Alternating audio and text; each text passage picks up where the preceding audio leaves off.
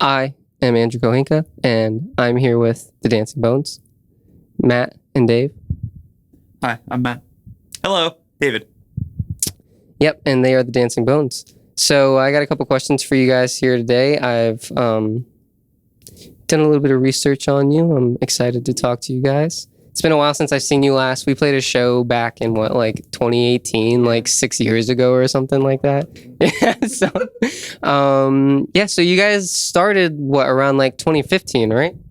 Yeah, I started the band with a couple friends from UCF, Nick and Gunnar, and we played together for about a year, maybe a little less, before everyone graduated and things changed. So then Dave joined first part of 2016. Yeah, early 2016.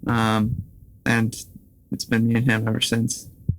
Oh, that's great to hear. So yeah, I was gonna bring up I've seen a few lineup changes. And you said they were from graduating and whatnot, just moving on with their lives. You were going to UCF, correct?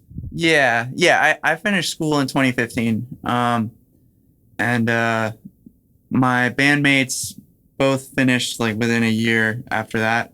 So Nick moved out of town, and Gunnar, his job just kind of started to get in the way. So, and I guess that's how it goes. A lot of changes. Yeah, when you start a band, especially at that age, what tends to happen is they break up. But if you really push it, you can keep a band going for a long time, which I think Matt did. I got to listen to a full recorded album before I joined.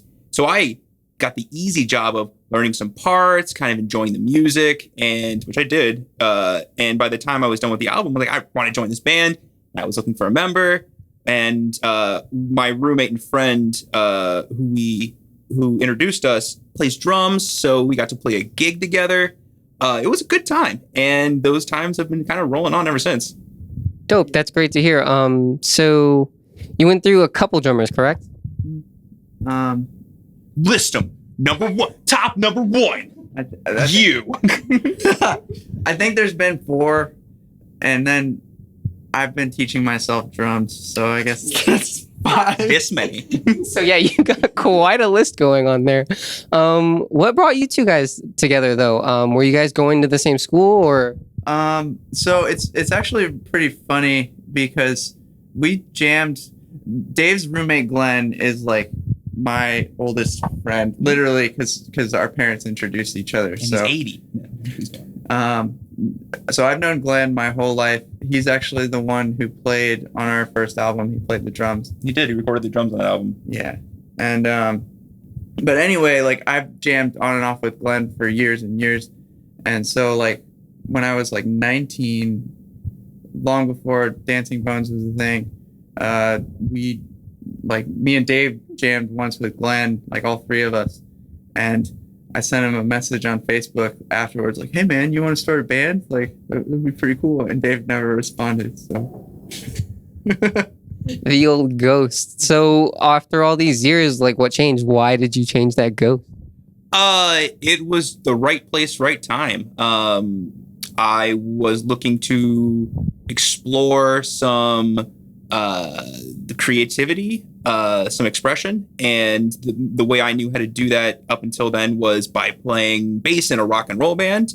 And I listened to the album, and it rocked pretty hard for me, and I wanted to be a part of that, and not only be a part of it, but change its direction a little bit. And luckily we melded pretty well. Again, when you get a band going, it's a chemistry experiment with people. And if it doesn't work out, which often it doesn't, it sucks. But luckily we have flowing chemistry to make music, change a little bit, make more music.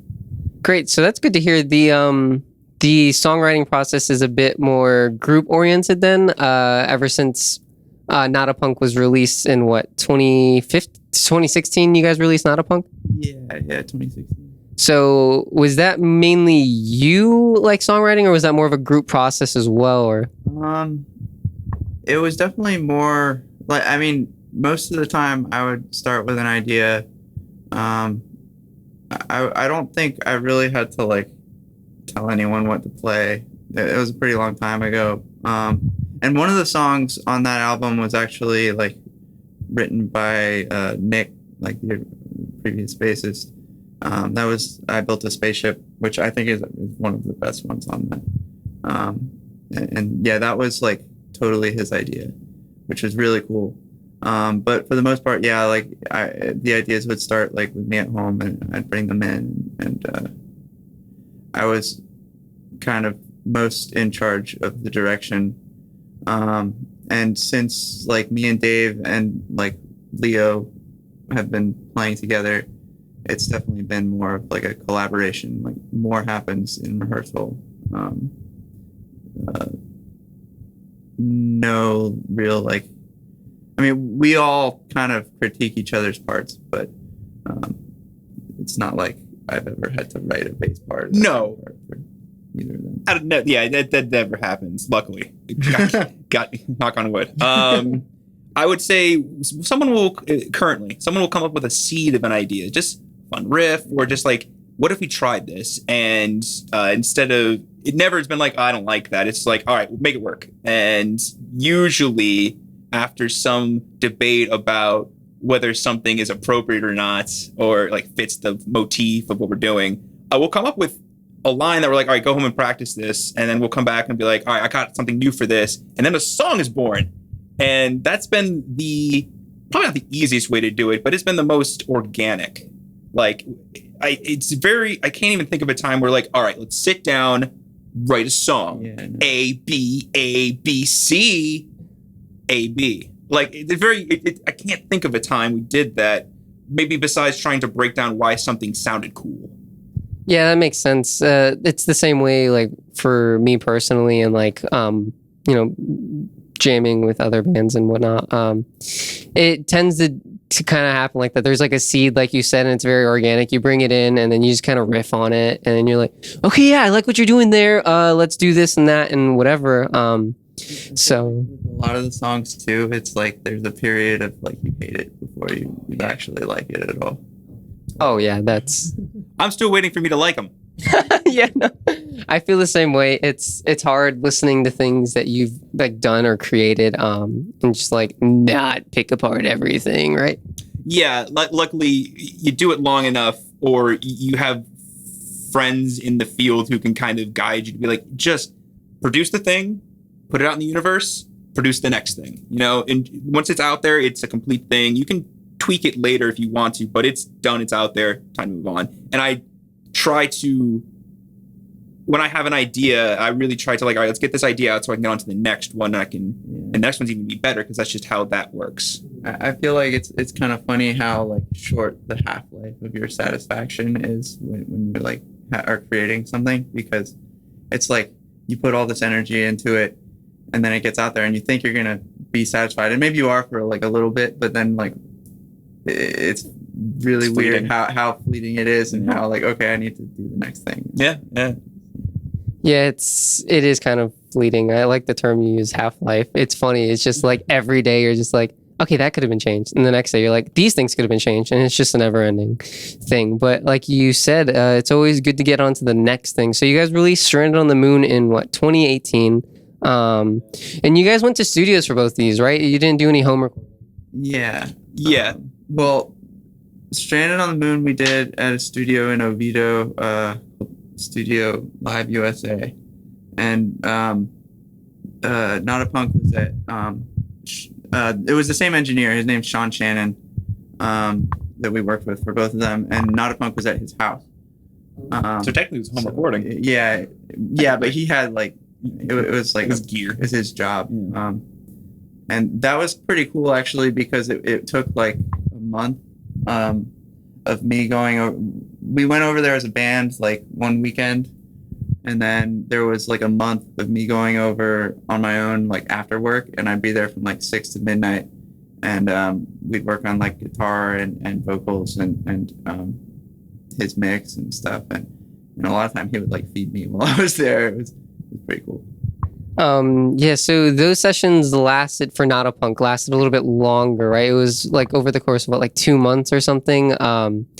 was there a lot of improvisation or like kind of like writing in the studio, or? No, maybe like a couple solos or like little things, but no, everything was pretty much like.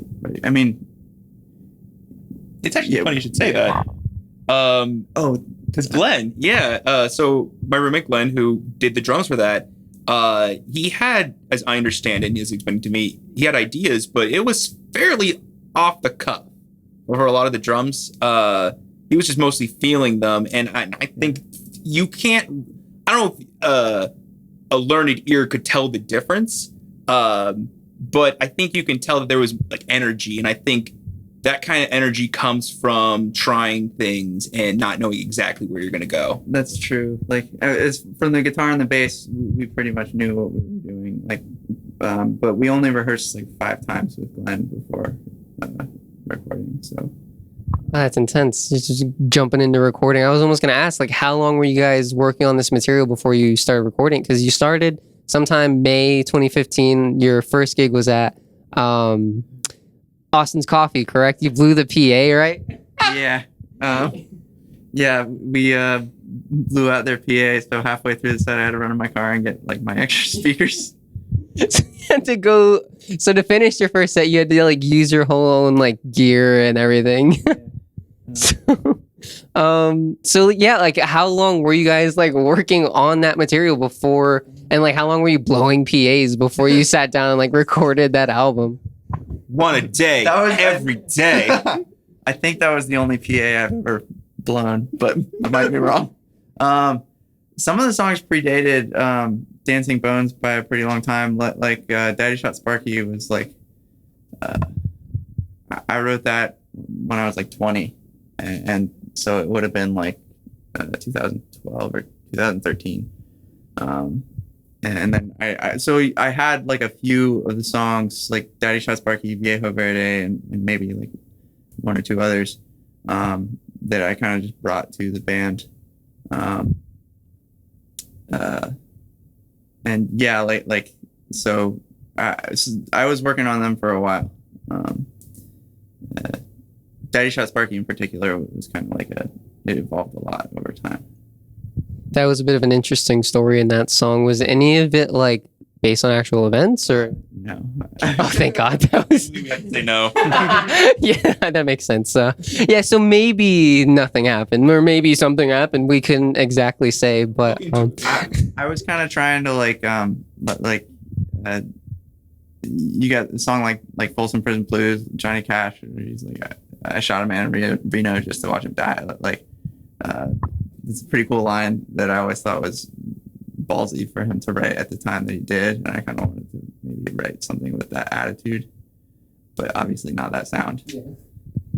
Yeah, Johnny Cash has got some pretty in-your-face lyrics. You've got some pretty in-your-face lyrics as well, Daddy Shot Sparky being one of the most standout ones. So when it comes to writing lyrics and stuff, so like where do you get that? Like, is it like just kind of spur of the moment? Is it something you've been sitting on for a while and then you incorporate it into an idea that you're working on and mesh the two, or how does that work exactly? Normally I procrastinate until the last minute. For me, lyrics have generally been play more with the sound of the words than like really think too much about what they mean. I mean, like the songs have things that they mean to me, but that's always kind of how I approached it. And I would generally try to write the vocal melody before, but that's kind of changing now, where I've been trying to write more lyrics like separately from the music and figure out how to add them in, and thinking a little bit more about what they mean. So your songwriting process is kind of like evolving like naturally and stuff. Are you guys working on anything newer? Are you trying to come out of this like quarantine era of music swinging? Like, do you have anything cooking, or what's going on there? Yeah, I would say we've been working even before things got kind of crazy. We had things in the barrel ready to go. And I would say that's been more fun than like trying to like get music out. It's been just playing music and like, oh, this is a fun thing. Now it's a song. I'd say we've got a few of those that are ready to be more concrete.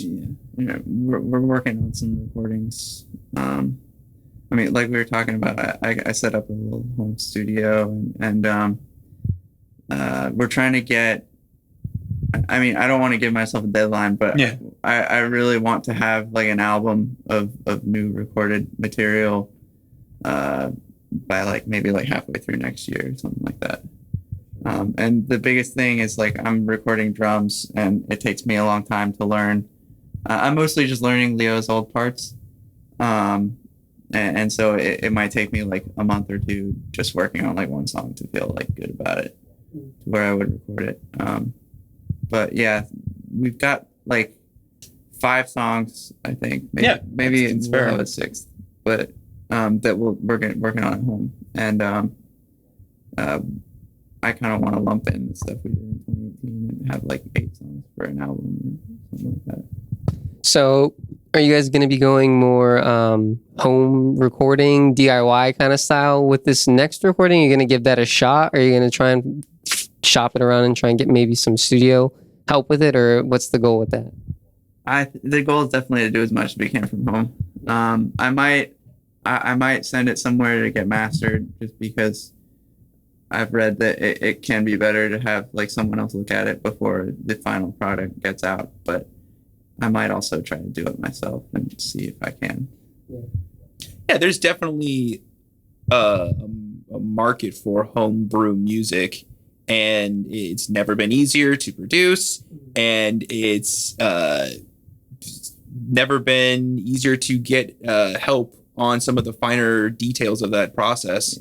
So yeah, why wouldn't you try to take a stab at home recording? And even if it turns out not the best, it's a place to start with, and you can take that to a studio and be like, hey, I was kind of going for something here. Help. Yeah. One of my favorite albums by like a local artist is RJ's album. Stucco? Yeah, like it's called like Pink Glitter Hummer Limo, and I think that was maybe the one that like made me want to do it at home. See if I that's can a make it sound good. solid home recording. Yeah. Yeah, they're Stucco, right? Another Orlando-based act, or are they just yeah. They're awesome. They kind of got a thing going on. They got 2 drummers, right? Like they use 2 drummers live, or have I heard about that show, but I didn't see it. That's not a normal thing for them, I don't think. I saw that's probably not a normal thing for them. I know RJ from high school. Very cool dude. I got to see him at a house party where he was playing with another band, and they were doing a double drummer thing, and it blew me away because they weren't stepping on each other, which I would have considered being a thing. If you play the same thing, it's just louder. But if you play things that sort of complement each other, it kind of sounds like a harmony. So that's what they were doing. And even though they were predominantly a metal act, that they're at that point, not Stucco, but this house party thing, it wasn't overwhelming, which is cool. So it's fun to hear that he's doing a thing with double drums. That dude's awesome. Yeah, I only saw them once at Will's Pub, like right before the shutdown, and it was one of the coolest like local live performances I've seen. Yeah, I caught them. I played a show with them at Grumpy's, like right down the street. It was us, .org, and them, and I think one other band, Scarecrow Electric, maybe. But yeah, no, I saw them like packing in like 2 drum kits, and they were trying to fit on that little stage, like both the drum kits, and then everybody else was just kind of like huddled in the crowd space, like setting up amps and whatever. But yeah, no, I saw them bringing that, and I was like, okay, here we go. It's crazy, like you said. So like, you can get harmonies with like obviously melodic instruments, but it's interesting that you point out that you can get almost harmonies with rhythm and percussion. So yeah, take you to a new place, especially in like the rock genre here. It's pretty sweet. Yeah, it's kind of interesting to see it's like some local Florida acts like pulling out crazy like cards like that. Because you see it kind of like the first one that comes to mind is like King Gizzard, I think runs 2 drums, and they get some pretty crazy recordings with stuff like that. But guitars. Yeah, no, they get like a wall of sound at you. So yeah. Back to you guys though. You are working on new material. Has this evolved like perspective on the music and the songwriting process and the recording process? Has that changed anything? Like your sound? Are you guys gonna come out with different types of music, I guess? Yeah, for sure. I don't know if it's because of the times. I've been thinking about this recently. I don't know if I feel weird or if I feel like things are changing because of the times and they are weird, or if this was always going to happen, if myself and the band and everything else was always going to shift at this point. Too hard to tell. But yeah, it's definitely going to change some of the avenues we go down musically. I don't want to clue in anything too early, but there's definitely things we've never done recorded wise before, things we've never tried. Yeah, I kind of feel like there's so much going on right now that it would be like a real shame to not let it influence us in how we like make our music. Like the times, like the culture changing, like this whole new aspect of life that like the isolation almost. Well, everything from the pandemic to the election to the systemic racism that we're all becoming more aware of. I wouldn't want to create an album that is like overtly political because I don't feel like I would do a very good job of it. You know, some bands do a great job of that, and I don't feel like I would be really capable of that. But like, I definitely want to change and allow myself to be open to like influences from outside, not just music, but like, current events and things. I'm also a little jaded about the whole process. Like, I think when you're not a musician and you listen to music, you can let it like wash over you and just be immersed in the experience of listening. I think the closer you get to producing that same style of music that you were being immersed in, like the less you can be, which is like great because then you know more, you're more aware of what you're listening to, but also it just takes away a little bit of the magic of it. Like, not to say that writing music isn't magical, but there's sort of a method to some of it sometimes. And I'd say this whole year has left me a little disenfranchised with the magic of it all. Like, not that it's a bad thing. Like, when you stop thinking of like working out as like this mythical thing and you just start breaking down exactly what you want, how you can do it, you get results from it, but it's not some magical thing. And I think the music feels the same way. I feel good about playing music, but I'm not like, I'm going to write a song that changes the world. It's more like, I'm going to play music and really enjoy that experience in itself. Yeah. I guess for me, like, I really want to be able to like just create sounds that maybe people haven't heard before, and figure out ways to like incorporate that in a song that feels familiar. So like one thing that I've been doing, I've been playing around with prepared guitar techniques.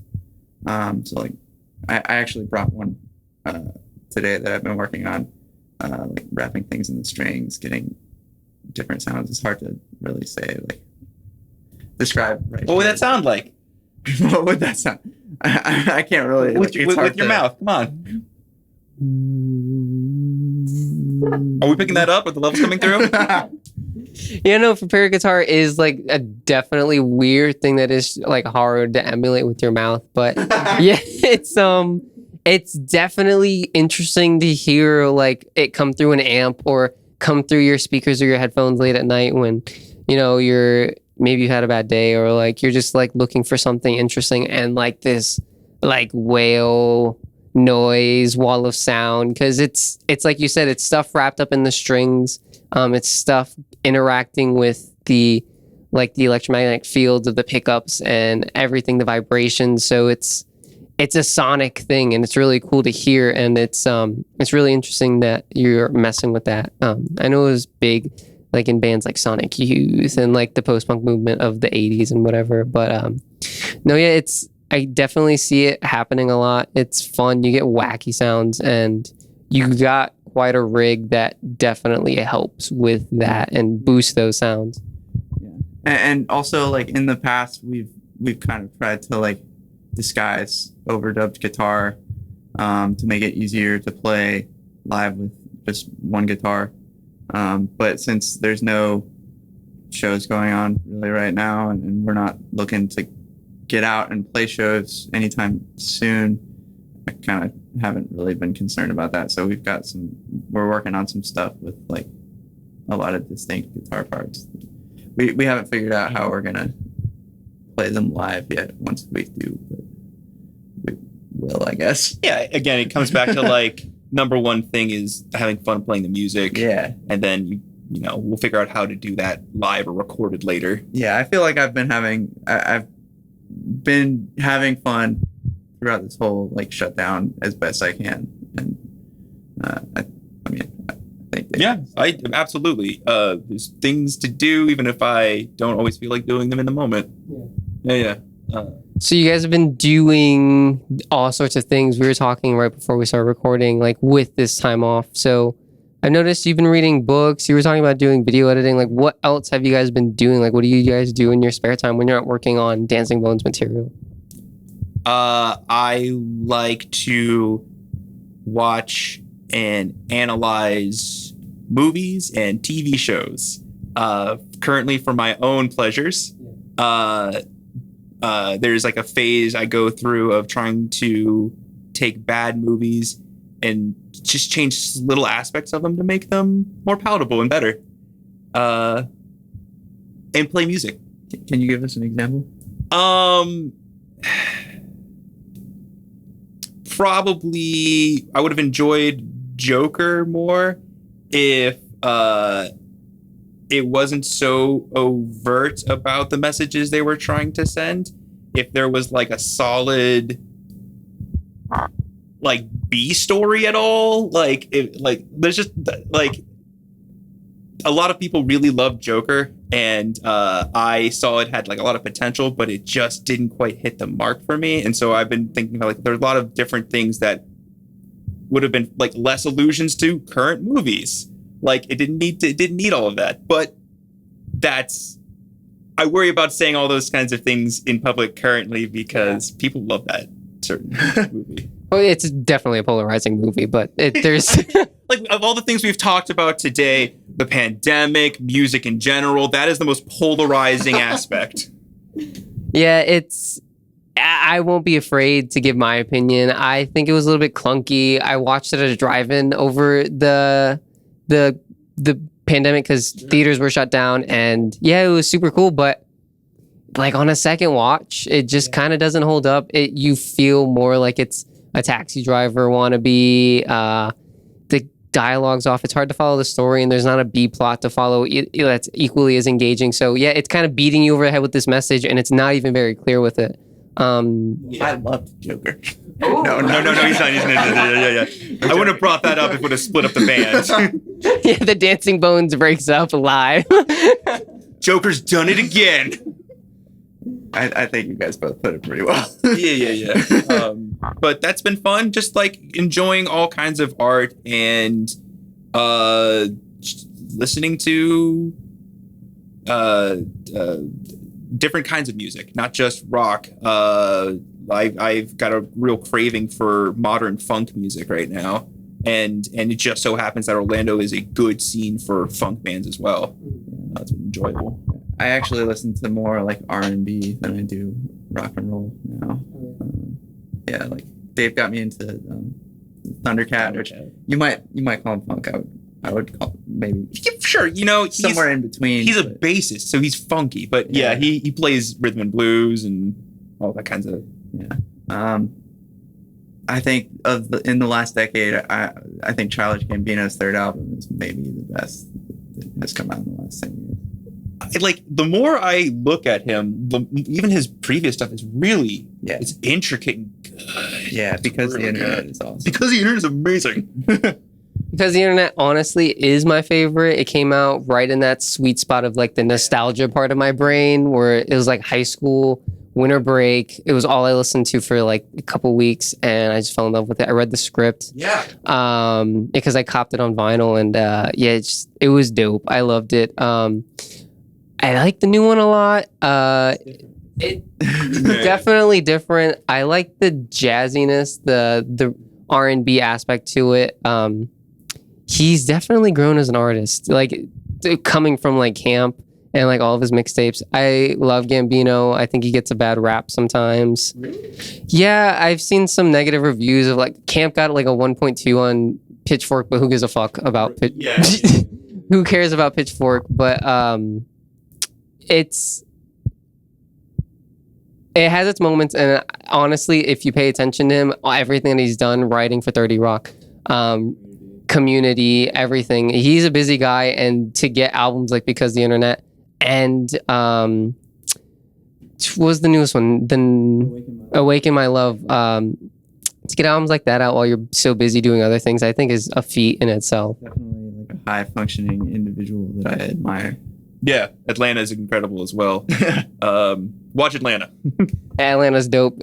Second season blew me away. It was so cool. And like the robbing season, it's just, they do this crazy thing, like subtle things in Atlanta where like everyone is sweating.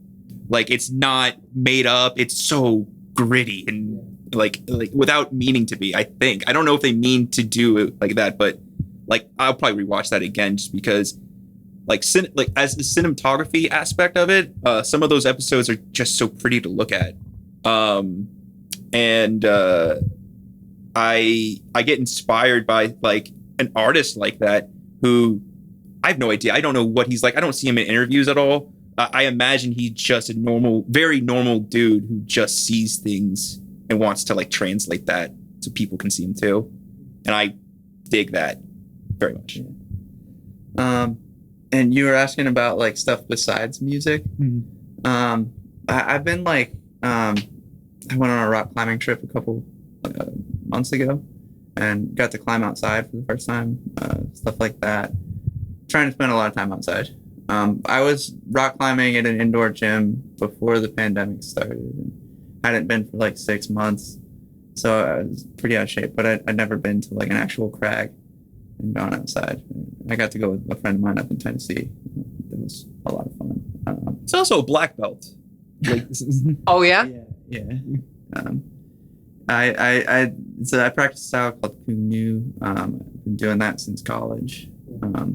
Haven't really been training a lot since, or at all since it shut down. But yeah, you can't really like can't fight people, man. fight people.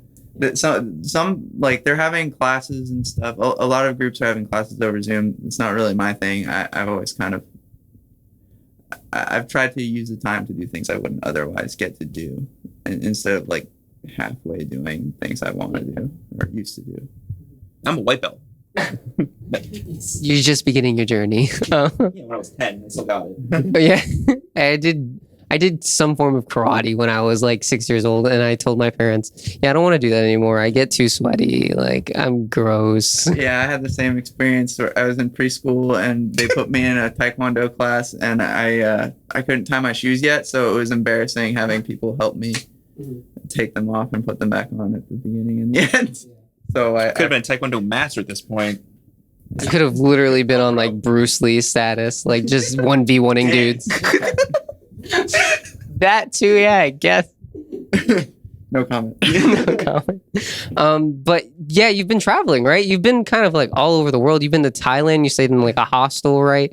You've been to Japan, the atomic bomb dome in Hiroshima, correct? Yeah, I went to Japan for a couple of weeks last year with my girlfriend. Hiroshima was one of the places we visited. I went to Thailand for a month after college, which was a really interesting experience. I went by myself, and if I could do it again, I picked Thailand because like the cost of living there is very, very affordable. If I could do it again, I probably would have gone to like Vietnam or Cambodia. I feel like, not that Thailand isn't great, but there's like a seediness to it, and everyone being like a young white foreign like tourist everyone kind of assumes you're there for the wrong reasons. I didn't really like that. It's kind of like Vegas on steroids. At least Bangkok is. But, And what happens in Vegas on steroids? Stays in Vegas. It happens in Taiwan. I mean, Yeah. I really enjoyed like the islands there. I went like free diving at one point, and I stayed on a kung fu retreat for like a week. That was cool. But yeah, there was definitely like you get in a taxi and they're trying to like take you to the nastier bars that you don't really want to go to, or that I didn't really want to go to. So it was an interesting experience for someone like me. Yeah. I'm more introverted, and like backpacking alone kind of forces you to like be more extroverted, and so it was a good experience. I learned a lot, and it whet my appetite for traveling. So I've been lucky. I've gotten to like go to a lot of places. You've also been to like New Orleans, correct? And you just witnessed like was it like a parade or something? What was? Yeah. Me and my girlfriend went to New Orleans for New Year's, not this past New Year's, but the New Year's before that, and it was fun. Like, I mean, New Orleans is one of my favorite American cities, just because like the music is so like it's just part of the street, and it's a little different than somewhere like Austin, which is a younger place, and like we and also the food is just so good. So New Orleans is probably my favorite American city. New Orleans is pretty cool. I was gonna ask like if you caught any like local acts, or if you got a peek into like the scene at all, or if it was mostly like just like live street jazz or stuff like that. Yeah, we didn't really see any like indie bands. It was just a lot of like jazz on the street. We went to a show at what's the place? The Foo Fighters did like a documentary, and they Oh, it's like right on the tip of my tongue. I know what you're talking. I can't remember what it's called. It was a really cool place. I wish I could remember. If I knew we were going to be talking about it, I would have looked it up. Yeah, you would have. You would have probably. Hello. Yeah, you've done your homework and like brought stuff as well. So that's a question about your life. Just like, so when you were 19. No, I asked the questions here. Have you guys thought about doing like tour at all? Like, speaking of traveling, like I noticed you guys haven't really played out of the state at all. You've been all over Florida, but you haven't crossed that threshold. So is there a reason for that, or is it on the radar maybe soon, like in the future? We're not allowed in Georgia. No. I'm joking. Okay. How do we leave Florida if we can't go through Georgia? No. Yeah, absolutely. Yeah, it's something that I've always wanted to do. And it was just, it's a little difficult with the dynamic like of the three of us when Leo was in the band. You know, like working full time, and I can't speak for Dave, or I don't want to speak for Dave, but I know He's that going to. Leo was not interested in taking a lot of time off. Yeah. To like tour with us, and That's completely respectable. yeah, like that's not something that we could really like hold against him. But I definitely want to tour. It was something that was like growing on our radar, and then like the shutdown happened. So it's probably not going to happen anytime soon, but I'm sure it'll happen. Local act decides to tour the country is probably one of the last ways to like see the country and feel like you're getting like the full experience that other generations had, because you're usually doing it in a vehicle.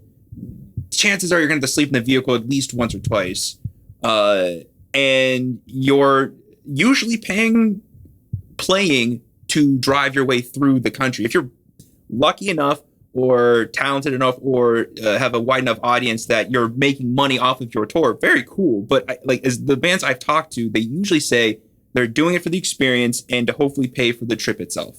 And like that sounds so nice. Yeah. Just to experience that. I feel like the main measure of success, like if you're gonna be in an indie band, if money is your measure of success, then don't play the kind of music that like we do. Or, like, Yeah.